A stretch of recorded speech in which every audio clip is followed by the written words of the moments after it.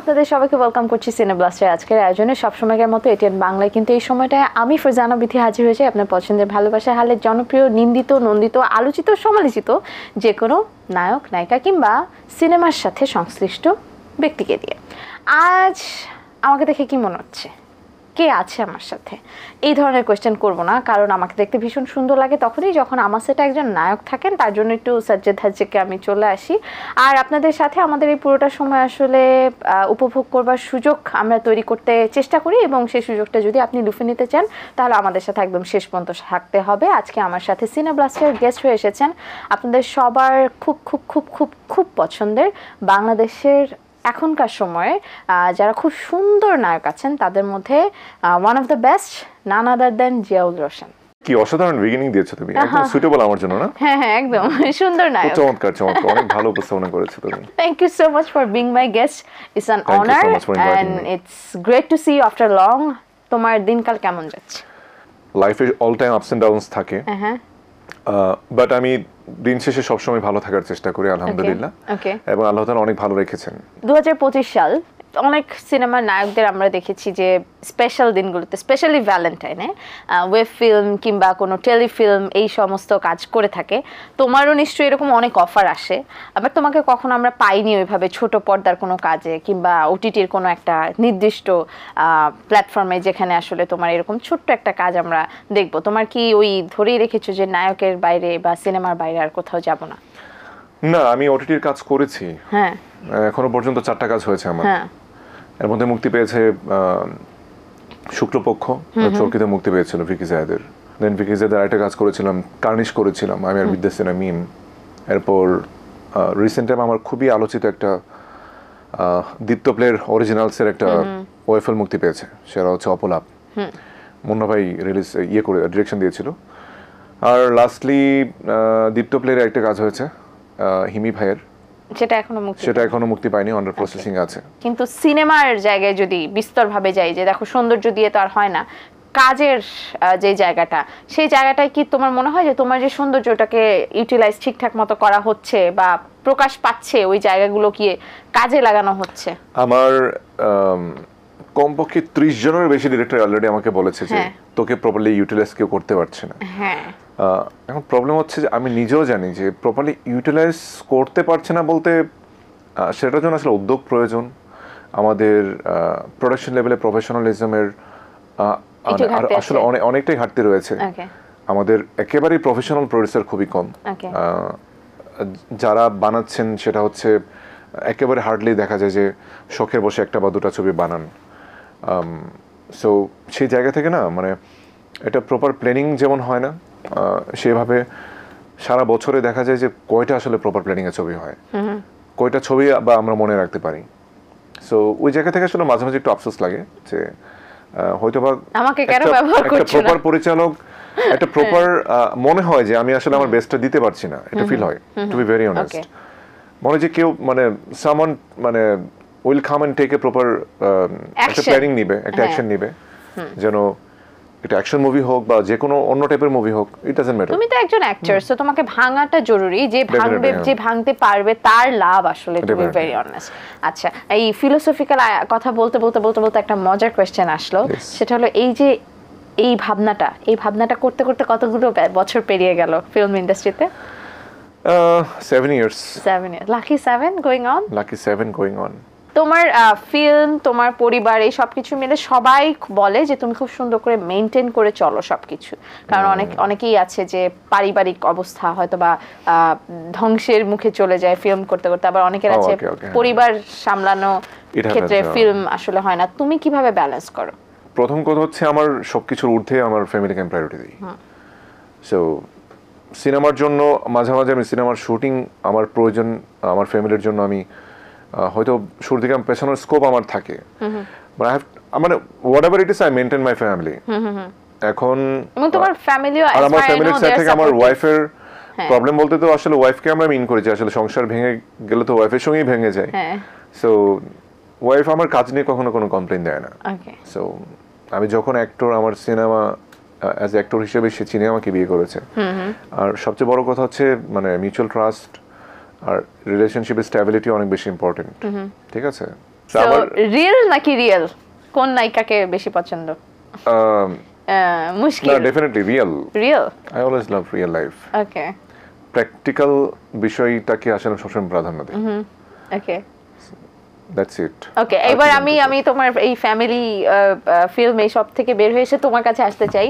এই যে তুমি নিজেকে এত সুন্দর করে মেনটেন করো, 2025-এ একটা ছেলে নিজের সবকিছু মেনটেন করছে, একটা হিরো, তার হ্যান্ডসামনেস বলো, তার প্রায়োরিটিস বলো, সবকিছুকে মানে সমান তালে নিয়ে যাচ্ছে। নিজেকে মেনটেন করতে রোশান আসলে কি কি করে? জিমে যায়, কি কি খায় না খায়, এগুলো সকল দর্শকের প্রশ্ন। সত্যি বলতে আমি এখনই একদমই আনফিট আছি। আচ্ছা। আর তবে আমি I took challenge. I have to be fit because আমার within 7 to 8 ডেজের পর থেকে আমার বেশ 3-4টা শুটিং আছে, যেগুলোতে আমি নিজেকে চ্যালেঞ্জ করেছি আর কি। I have to be fit on the screen. Okay. So from now আমি মাঝখানে একটা লম্বা পিরিয়ড গেছে যখন আমাদের সরকার পতনের পর, সরকার পরিবর্তনের পরে সিনেমার কাজগুলো একটা গ্যাপ ছিল। তখন বেশ কিছু অনেকেরই কাজ টাজ একদম মানে সিনেমার অবস্থা তো ভ্যাল দশা, আর এমনিতে ওটিটি তারপর হচ্ছে অন্যান্য যে জায়গাগুলো আছে কিছুটা স্থবির হয়ে গেছিল। তবে এখন যেহেতু রিভাইভ করছে আস্তে আস্তে, সবগুলো সেটেলমেন্টে আসছে, I started to maintain myself again. So মেইনটেনের শব্দটা কোট করে একটু জানতে চাই। সিনেমা করতে রিলেশন মেইনটেনের একটা ব্যাপার আমরা খুব শুনি, এটা সবার ক্ষেত্রেই হওয়া উচিত। রিলেশনটা মেইনটেন না করলে অনেক কিছুই আসলে সিনেমার লোকজনের সাথে, প্রোডিউসার হোক, ডিরেক্টর হোক, হ্যাঁ অ্যাক্টরস। সো তোমাদের এখানে কি এই জিনিসগুলো আছে কিনা যে মেইনটেন করতে হয় কিনা, নাকি আসলে সবাই সবার যোগ্যতা অনুযায়ী কাজ পেয়ে যায়? রিলেশনশিপ তো ডেফিনেটলি একটা কমফোর্ট জোন তৈরি করে। এখন বিষয়টা এরকম না যে রিলেশনশিপ থাকার কারণে একটা অযোগ্য ব্যক্তিকে নিয়ে মানুষ কাজ করছে। ওকে। তাহলে সেক্ষেত্রে তো কাজ পাওয়ার জন্য অসংখ্য মানুষ আছে সারা দিন 24 ঘন্টা মেইনটেন করবে, তেলবাজি, সোজা বাংলা যেটা বলতে গেলে তেলবাজি করা, তারপর মেইনটেইন করা, কাজ চাওয়া, এই বিষয়গুলো তো অহরহ হচ্ছে। সো কাজ কয়জন পায়? তবে আমি এটাও দেখেছি তেলবাজি করে অনেকে অনেক কিছু পেয়ে যাচ্ছে। তবে সেই সঙ্গে যোগ্যতাটাও থাকতে হয়। মানে যারা পাচ্ছে ডেফিনেটলি তাদের যোগ্যতা আছে, তবে ওই জিনিসগুলো অনেক সময় ওয়ার্ক করে, কিন্তু আফসোসের বিষয়গুলো এই জিনিসগুলো আমার দিয়ে হয় না কখনো। ওকে। এবং ওইভাবে কাজ পেতেও ইচ্ছে করে না। ওকে, আমার কাছে একটা খেলা আছে, তোমার সাথে একটু খেলতে চাই। সেটা হলো যে আমাদের সিনেব্লাস্টে আমরা কিছু পুরোনো দিনের গান মিউট করে বাজাই। নায়ক নায়িকা থাকেন, তাদের লিপ দেখে তোমাকে বলতে হবে গানটা কোনটা, ভেরি ডিফিকাল্ট ফর মি। হ্যাঁ, এবং গেয়েও শোনাতে হবে, পারফর্মও করতে হবে। আর কিছু না, আর কিছু আপাতত এতটুকুই। Are you ready? এটা আমার জন্য আসলে খুব ডিফিকাল্ট, কারণ আমি পুরোনো দিনের অনেক গানে আমি জানি না। I will help you. Okay, প্রথম গান আমরা শুনবো, দেখবো স্ক্রিনে। তো টাইটেল দিয়ে দিছ আমার গানের, কেন তুমি আমাকে চ্যালেঞ্জ দিচ্ছ? বলো। দিস ইজ ট্রুলি সিনেমা বেপরোয়া, পরিচালক রাজা চন্দ, এবং আমরা দেখতে পাচ্ছি রওশন, এবং তার সাথে দেখতে পাবো গানটা তুমি গাও, তুমি গেয়ে শোনাও। ববিকে না, তুমি আমাদেরকে। না, ববি গানে নেই, এটা হচ্ছে আমার title song. Okay, title song. Yeah, this is the most favourite film of mine. Okay, আমার সবচেয়ে প্রিয় একটা ছবি। এবং বেপরোয়া সিনেমাটি যথেষ্ট অসাধারণ একটা অ্যারেঞ্জমেন্ট নিয়ে হয়েছিল, হায়দ্রাবাদে শুটিং করেছি আমরা। সেকেন্ড গান আমরা দেখছি অলরেডি স্ক্রিনে। সিনেমা অন্তরে অন্তরে, অভিনেতা সালমান শাহ ও মৌসুমী, পরিচালক শিবলি সাদিক। আচ্ছা, আমাকে একটু গেয়ে শোনাবে? হ্যাঁ, গেয়ে কেন শোনাবো? এটা তোমার দেখে লিপস দেখে গেলাম ফাঁসিয়া, রাইট? ইয়েস। ও, পারছি আমি। ওকে, 3 নম্বর ক্লু তোমার জন্য স্ক্রিনে। এটা তোমার খুব গানে পরিচিত একটা গান। জানতে যদি চাও কতটা তোমার, একটু থেকে যাও এ মনে আমার, জানতে যদি চাও। ওকে, সো রক্ত সিনেমার এই সুন্দর গানটা আমরা রোশন আমাদের গেয়ে শুনিয়েছে অলরেডি, আর গাওয়া লাগবে না। 4 নম্বর ক্লুতে যাই। 4 নম্বর ক্লুতে যাচ্ছি। সিনেমার নাম বলবো, সিনেমার নাম প্রেম কাহিনী। প্রেম কাহিনী? হ্যাঁ, সিনেমা প্রেম কাহিনী। অভিনেতা ইলিয়াস কাঞ্চন। গানের যেটা দেখা যাচ্ছে ওটা কেন বলছো? মানে যেটা শুনতে পাচ্ছেন ওটা বললে আমার জন্য সুবিধা হয়। না, যেটা শুনতে হয় এটাই তো চ্যালেঞ্জ। রোশন বলো, পারবে? না। না? ওকে, গানটা হলো আমি যে প্রেমে পড়েছি। আচ্ছা, শুনতে চাও? হ্যাঁ শুনি। শুনি। আমি যে প্রেমে পড়েছি। এইবার যেটা দেখাবো, এটা যদি তুমি গান গেয়ে পারফর্ম করে না দেখাও তাহলে তোমার পারফর্ম লস। তো অবশ্যই করতে পারবো। তোমার লস। কেন বলি? দেখো গানটা। This is also a title track from movie ধ্যাত তেরিকি, পরিচালক শামীম আহমেদ রনি, অভিনেতা রওশন, ফারিন খান, আরিফিন শুভ ও নুসরাত ফারিয়া। ধেত্তেরি হিকি নকশা বুঝে ফেলেছি, রাত পীরে হেতে আমরা হিরো সেজেছি। আজকাল তোদের ভাল লাগে না। আচ্ছা, আমার 5টা শেষ, ক্লুজ শেষ। তুমি খুবই জঘন্য খেললা। জঘন্যভাবে হ্যাঁ, আমি খুবই সাকসেসফুল হয়েছি। জঘন্যভাবে খেললা তুমি। একটু জানতে চাই, এখনো তো বাংলাদেশে যৌথ প্রযোজনা সিনেমা হয়, বাট তুমি যখন করেছো সেই সময় যে যৌথ প্রযোজনা থাকে না, একটা আলাদা ক্রেজ ছিল, ওই ক্রেজটা আমরা দেখি না। কেন দেখি না? তখন তো যৌথ প্রযোজনা একেবারেই নতুন। ইন্ডিয়ান অ্যাক্টররা বাংলাদেশে সেভাবে কাজ শুরু করেছে যৌথ প্রযোজনার মাধ্যমে। ট্রু। আর যেমন আমার প্রথম মুভি ছিল যৌথ প্রযোজনার ছবি, সো ওখানে অনেক বিদেশি অ্যাক্টররা, ইন্ডিয়ান অ্যাক্টররা কাজ করেছে। তো এটা বাংলাদেশের জন্য একেবারে নতুন এক্সপিরিয়েন্স ছিল। তো মানে এর আগে হয়েছে, কিন্তু এইভাবে এতটা মানে জমিয়ে হয়নি আর কি। যার ফলে হয়তো বা এক্সাইটমেন্টটা দর্শক একটু কম ফিল করে এখন। ওকে, সো আমার প্রশ্ন হলো, তোমাকে আমরা যৌথ প্রযোজনায় দেখো না পাচ্ছি কেন? কিনা? ওকে, দেখছো বা না কেন? দেখছি না কেন? যৌথ প্রযোজনার কথা বলতে পারবো না। সত্যি বলতে যখন থেকে বন্ধ হয়েছে তার আগে বেশ কিছু সিনেমার প্ল্যানিং ছিল। ওকে। ভেঙ্কটেশ ফিল্ম, তারপর ক্রাস রোড এন্টারটেইনমেন্ট, ইনফ্যাক্ট দেবদা, জিদ্দা, ওরা নিজেরাও সোলো ফিল্ম আমাকে নিয়ে প্রডিউস করতে মানে ইচ্ছা পোষণ করেছে। ইচ্ছা পোষণ করছে, ওয়াও, দ্যাটস কিন্তু প্রবলেম হচ্ছে যে কাজই তো হচ্ছে না। কাজ হলে তো হবে। ওকে। যদি ওইরকম দেখা যায় স্টার্ট করে, তখন দেখা যায় হবেই। ওকে, উই আর লুকিং ফরওয়ার্ড। আর আমার এমনিতে কলকাতার সোলো দুটো ফিল্মের মানে একেবারে ইন্ডিয়ান ফিল্ম রিসেন্টলি সাইন হয়েছিল, কিন্তু প্রবলেম হচ্ছে না। হয়েছিল? হ্যাঁ হয়েছিল। এখন নিউজও হয়েছে, সোশ্যাল মিডিয়া বা ওদের আনন্দবাজার পত্রিকা সহ বেশ কিছু পত্রিকা লিখে হয়েছে, কিন্তু এখন হচ্ছে না because you know the condition. এখন আসলে দেশগতভাবে কিছু প্রবলেম যাচ্ছে। বর্ডার একটু ঝামেলা চলছে, বর্ডার ক্রস করা একটু ঝামেলা। তবে ওরা তৎক্ষণাৎ একটা স্টেটমেন্ট দিয়েছিল যে ওরা আমাকে নিয়ে কাজ করতে স্টিল আগ্রহী, এবং সেটা ওদের ওখানে একটা নিউজ আমি দেখেছিলাম আর কি, প্রোডিউসার বলেছে ওকে, যখন কাজটা হবে ওরা আমাকে নিয়ে কাজ করবে। So I'm waiting for the time.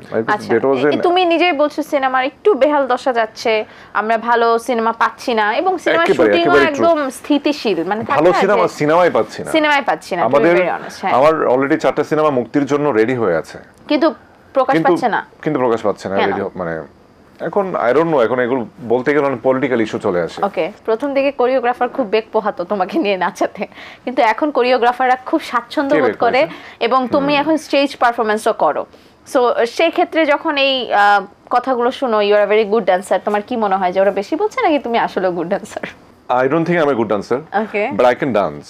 Yeah, good dancer তো আসলে আমি স্টেজ পারফরম্যান্স তো করছো। স্টেজ পারফরম্যান্স করি মাঝে মাঝে। এবার আমরা কি সামনে আমাদের ভালোই লাগে আসলে অনেক অডিয়েন্সের সামনে পারফর্ম করতে, ওই যে ওরা যে এক্সাইটমেন্টটা শো করে না, আই ফিল গুড। আমার সেই জিনিসটা ভালো লাগে, এনজয় করি আমি। ওকে, আমার কাছে ওই অডিয়েন্সের কথা যেহেতু বললে, তাদের অনেকগুলো কোয়েশ্চেন আছে। যখন আমরা বলেছি যে সিনে ব্লাস্টে রোশন আসছে, তখন তারা কিছু কোয়েশ্চেন আমাদেরকে পাঠিয়েছে, সেখান থেকে তোমাকে কিছু কোয়েশ্চেন করতে চাই। আর ইউ রেডি? ওকে, প্রথম কোয়েশ্চেন হলো, সিনেমাতে টিকে থাকতে হলে আপনি কোন স্ট্র্যাটেজিটা ফলো করেন? আমি তো কোনো স্ট্র্যাটেজি ফলো করি না। To keep yourself fit and work on it, that's it. সেটা তো আসলে মেইনটেইন করতে হবে। মানে এখন অ্যাজ এ অ্যাক্টর তোমার রিকমেন্ডস কি? Are you only actor or you are মানে হিরো অর হিরোইন? এটা চিন্তা করতে হবে। হিরোইন তকমাটা যখন চলে আসে বা হিরোর যখন ট্যাগটা লেগে যায়, then you have to be fit definitely. Okay, otherwise you will not be অন্য কোনো অভিনেতার সাথে যদি তোমাকে কম্পেয়ার করা হয়, তার থেকে কোন জিনিসটা তুমি ধরো চুরি করতে চাবে? যদি বলি শাকিব খানের কাছ থেকে তুমি কোন জিনিসটা চুরি করতে চাও বা নিয়ে নিতে চাও? তার ডেডিকেশন লেভেল। ওকে, সো এতদূর পর্যন্ত আসার যে কনসিস্টেন্সি বা পেশেন্স, এই জিনিসটা আমি পেতে চাই। তোমার বন্ধু সিয়াম? He has very good communication skills. Arifin শুভ? না শুভ ভাই আমার খুব Fitness. পছন্দের একজন মানুষ। হ্যাঁ শুভ ভাই রিসেন্টলি নিজেকে অনেক ভেঙেছে। হ্যাঁ ফিটনেস এটাই তুমি thank you so much. Okay next question হলো রিসেন্টলি কাকে তুমি সোশ্যাল হ্যান্ডেলে আনফলো করেছো? আমি কাউকে আনফলো করিনি। করেছি করো না? আনফলো করি। আচ্ছা তুমি কাকে কো স্টার হিসেবে চাও নেক্সট ফিল্মে? তোমাকে যদি অপশন দেওয়া হয় যে এই হিরোইন আপনি চুজ করেন ভাই, তখন কাকে যাবে? আর সত্যি বলতে আমার প্রোডিউসার যাদেরকে অপশন দেয় হ্যাঁ। তাদের মধ্যে থেকে আমি চুজ করবে? ট্রাই করি যে সুইটেবল কে ওকে গল্পের জন্য। ওকে একটা সিচুয়েশন দিব, ওকে এই সিচুয়েশনে পড়লে সবার আগে কাকে ফোন দিবে কিংবা মেসেজ দিবে? Okay. ধরো যে ফ্যাশন, পোশাক, মেকআপ। তো আমার ওয়াইফে আমাকে হেল্প করে Okay. কি পরবো না পরবো। ওকে আর সুযোগ পেলে পছন্দের কোনো নায়িকা বা নায়িকার কাছ থেকে তার কোনো একটা ট্যালেন্ট নেওয়ার চেষ্টা করো কিনা, বা ছবি দেখে তার থেকে এই জিনিসটা শেখার চেষ্টা করো কিনা, বা তার সাথে কথা বলে যারা সিনিয়র আছেন? সিনিয়রদের কাছ থেকে আমি যতটুকু আমি অ্যাক্টিং আমি বলবো না যে I M a good actor, but আমি সবসময় ট্রাই করি আর কি সিনিয়র যারা আছেন ওদের কাছ থেকে মানে অ্যাক্টরস প্রিপারেশনটা জানার জন্য, যে ওরা কিভাবে মাইন্ডসেট করে, কিভাবে নিজেকে তৈরি কিভাবে বিলিফটা তৈরি করে আর কি, সেই Okay. বিষয়গুলো জানার ট্রাই করি। অটোমেটেড ভয়েস মেসেজ বলে একটা কথা আছে। ধরো তোমার পেজে কিংবা তোমার সোশ্যাল হ্যান্ডেলে একটা অটোমেটেড ভয়েস মেসেজ তোমাকে করতে হবে, যেটাতে কেউ তোমাকে নক করলেই যেন অটোমেটেড ভয়েস মেসেজটা যায়, কি হবে সেটা? সুন্দর করে বলে। Hey, thank you so much for loving me, for supporting me from the beginning. Common dance step কোনটা তোমার? Common dance. Common dance step এটা তো আমারটা নকল করছো কেন? আমারটা নকল করছো না। আমারটা নকল করছো। তোমার কোনটা? মূলত আমি এখানে এসে যেটা বসে করছিলাম ওটাই তুমি নকল করছো। ও এই জন্য মনে হচ্ছে যে দর্শক আপনার মনে হতে পারে যে আমি তাকে নকল করেছি, বেসিক্যালি ইট ওয়াজ মাইন, সে আমার কাছ থেকে কপি করেছে। ঠিক আছে। ওকে মানুষের মনে তোমাকে নিয়ে সবথেকে ভুল ধারণা কোনটা? আমি আত্মঅহংকারী, আমি এটা বলতে চাচ্ছিলাম। কুমুদি, হ্যাঁ something. কিন্তু বাট আসলে ইউ আর নট। আমার সঙ্গে মেশার পর আসলে মানুষ ধারণাটা ভেঙে যায়। আমি একটা জিনিস আমি সবসময় আমি দেখেছি যে আমার সঙ্গে যে ডিরেক্টরের কাজ একবার করেছে ওরা সেকেন্ড টাইম আবার কাজ আগ্রহী। করেছে বা প্ল্যানিং করেছে, হয়তো সাকসেসফুল হয়নি কিন্তু এই আর কি। ওকে আমার মনে হয় যে Roshan is a very friendly guy, এবং যখন সেটে ঢুকে সে সবাইকে আসলে আপন করে নেয়, এটা ওর একটা খুব ভালো দিক। যারা মনে মনে বলছেন যে ও ভালো না ছেলেটা, ওইটাও ঠিক। প্রতিদিন কোন খাবারটা সাধারণত খাও? প্রতিদিন কোন খাবারটা খাই? এই তো সকালবেলায় রুটি খাই। রুটি খাও তুমি? কি সুপার পাওয়ার কোনটা চাও যদি সুযোগ থাকে? ধরো যে একটা জিনি তোমাকে বললো what you wish for, 3 wishes, super power, 3 super power. আমার পৃথিবীর সবচেয়ে সুন্দর সুন্দর জায়গাগুলোকে দেখারই খুব ইচ্ছে, এর বেশি আসলে তেমন কোনো ইচ্ছা আমার সিনেমা নাই। নিয়ে সিনেমা নিয়ে 3টা তো পাবা। বাহুবলের মতো একটা সিনেমা করতে চাই, এটা আমি অনেক আগেও বলেছি, তবে আই ডোন্ট নো যে এই অ্যারেঞ্জমেন্ট বাংলাদেশে কখনো কেউ দিতে পারবে কিনা। Okay you are a tea person or coffee person? Coffee. Coffee. কোন কোনো- নিউজ দেখে কোনো- লাস্ট খুব হেসেছিলে? তোমাকে নিয়ে কোন একটা নিউজ দেখে লাস্ট খুব হেসেছিলে?